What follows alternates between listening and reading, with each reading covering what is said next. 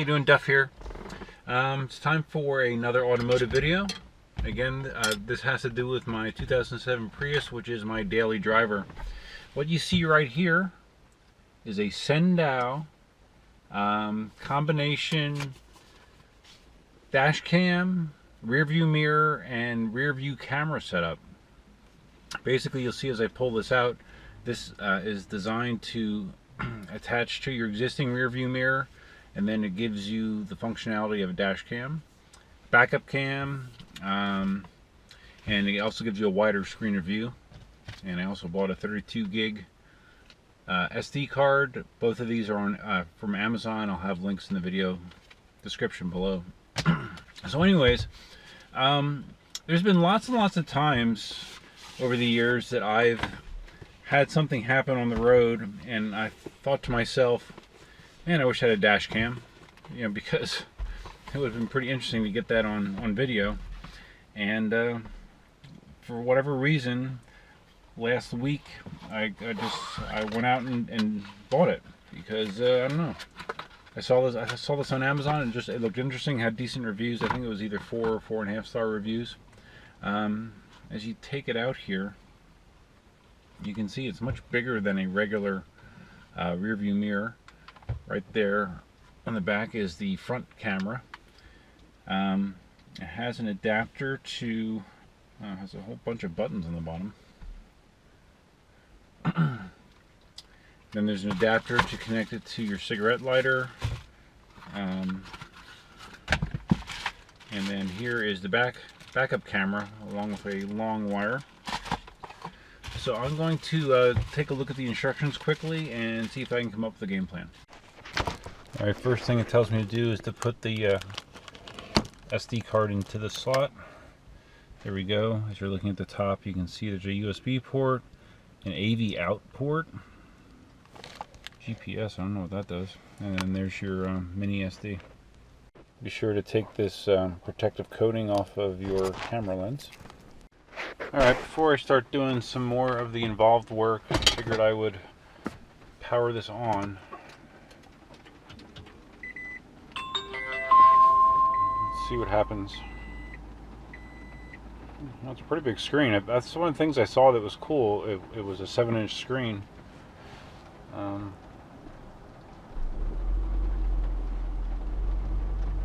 Very interesting.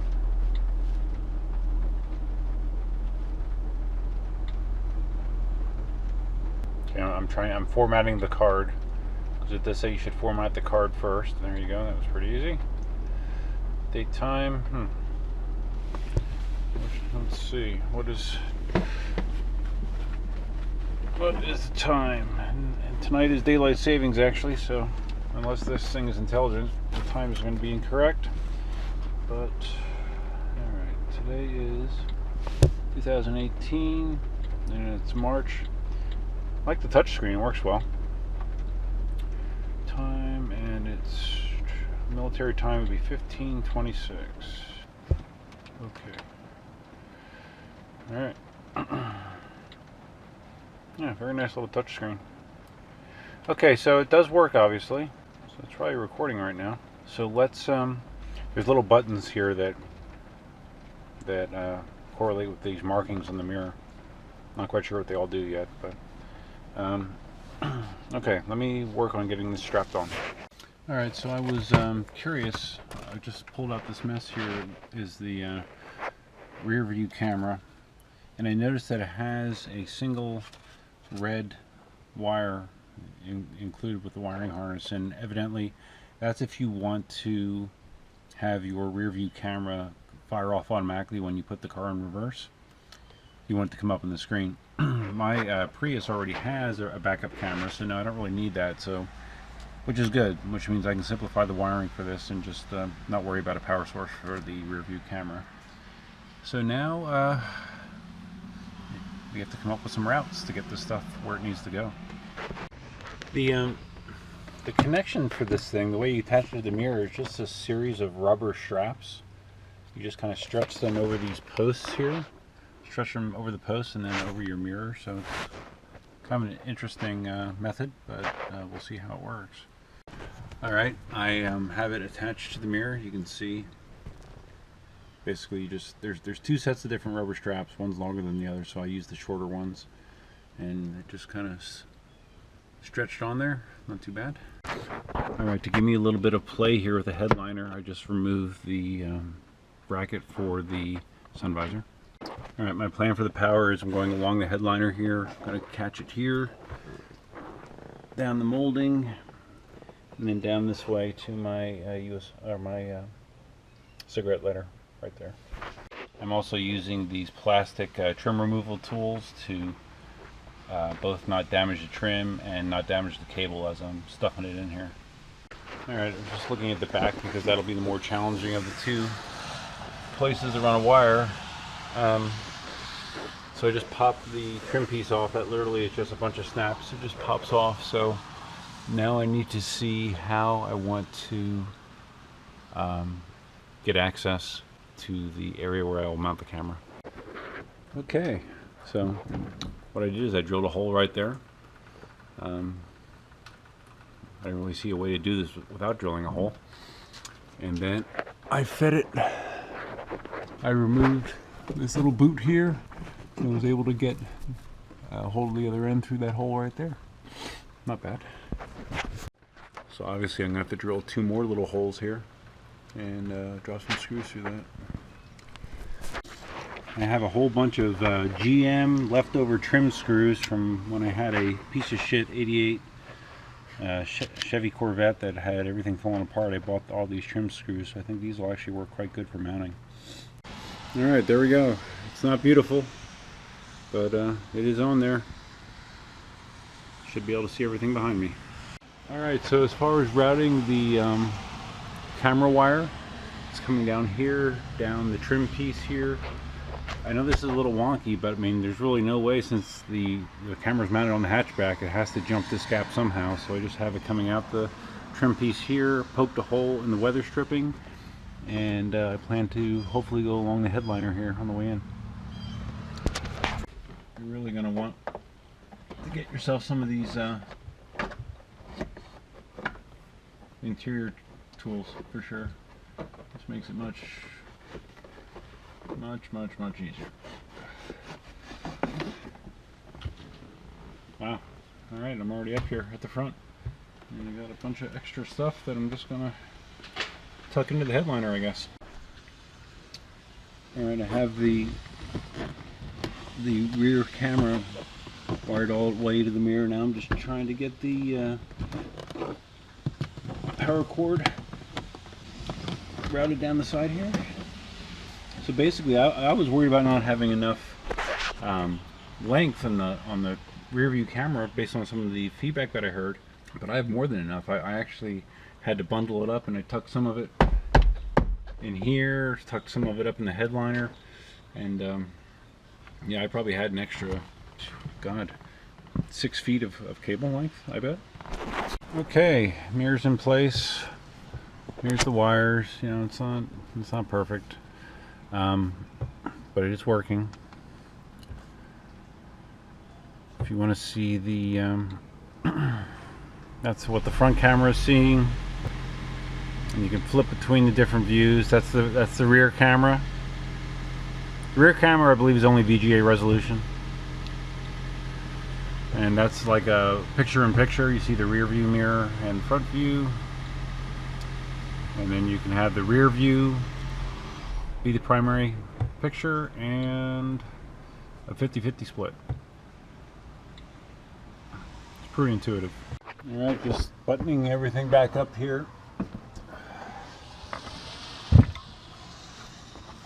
I've had this piece off once before, and it just takes a lot of smacking, if I remember correctly, to get everything back in.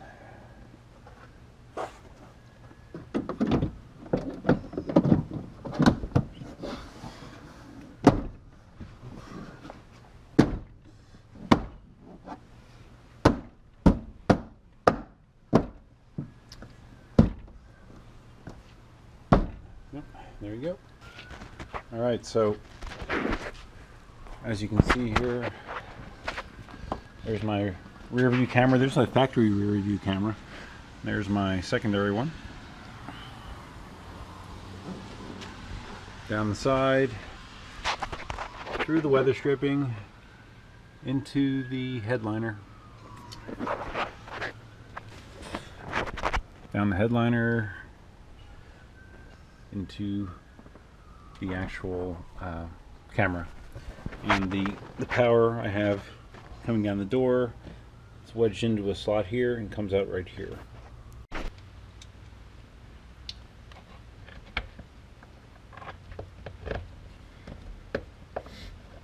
Magnetic screwdrivers are helpful in many circumstances.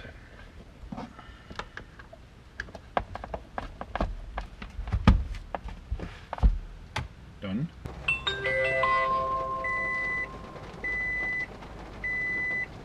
Alright, so there you go. It is installed. Everything appears to be working. That's the backup camera. Oh no, I'm sorry, that's the front-facing camera. There you go. And backup camera, you can just kind of touch to switch between the views I've just discovered, which is kind of nice. But basically, yeah, when you turn it on, it just starts to record. And it's that simple. And if you ever need to get it back, you can just pop out that SD card and pull the video files off, or you can actually review it on the screen. You can play back stuff on the screen if you want to, but I don't want to right now. Let's turn it off. So there you go. Cool little geeky addition to my daily driver. Do I need it? No, but it's, you know, something fun. Like I said, I can't tell you how many situations that there's been something that happened on the road, and you know, you can't pull your phone out fast enough, and it's like, oh man, I wish I had that on video. Well, now it's going to always be on video, so that's kind of cool. So that's it for now. The next upcoming Prius project actually depends on when I get a check engine light again. I've had a check engine light a couple times, 3 times I think, in the last 2 weeks. And the indicator for that error code is the coolant valve assembly is defective. And when I looked online, it's a pretty common failure for a Prius. Second gen Prius. This thing now has 210,000 miles on it, almost 211, so it's not surprising that it's going out.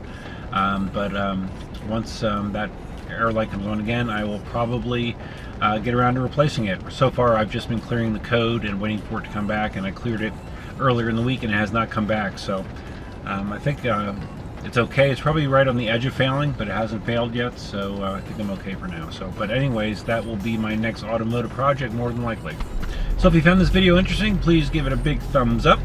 If you're new to the channel, please consider subscribing, and feel free to leave a comment below. I plan to give more feedback on this mirror as I use it more and more, and I'll give you my additional opinions on it. So I hope everyone's having a good weekend. It's a rainy one here in Florida.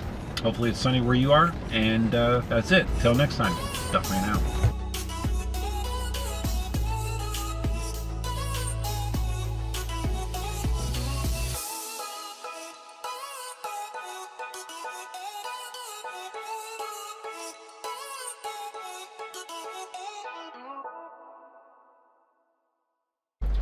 Oh, those of you wondering, my LED headlights that I installed about a month ago, so far so good.